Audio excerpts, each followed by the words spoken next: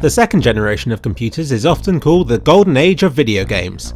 Let's see if this early 8-bit era can live up to its name.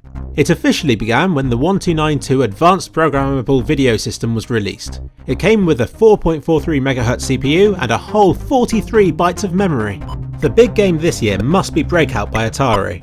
According to Wikipedia, this game was the inspiration for later games, films, computers, and even books. Wow. Although in black and white, coloured plastic made it appear in colour. These things sound unbelievably basic by today's standards. Barricade, a game by Rampant, had players in a maze moving blocks across the screen to try and surround their opponents and cause them to crash into the other blocks. Does this sound familiar? Here's another hint. Nokia phones now have a similar game named Snake. There were a lot of maze games released this year by various companies. Blockade was another one based on a similar concept. The amazing maze game even had a single player mode with working AI.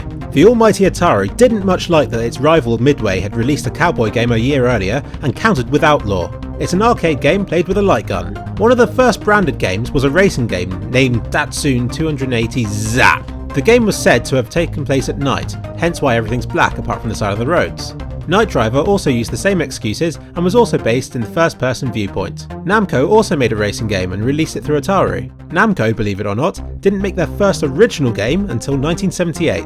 Sega rebranded its earlier game, Motocross, and sold it under the name Fonz. The arcade controls would vibrate during collisions, and hence dual-shock controllers were born. Death Race was inspired by a cult 1975 film and caused controversy for encouraging players to run over gremlins. It was called Sick and Morbid by the National Safety Council, and the CBS news programme 60 Minutes investigated the psychological impact of video games. I guess that it's just as well that Grand Theft Auto wasn't released until later. The first hand-to-hand fighting game was released by Sega, named Heavyweight Champ.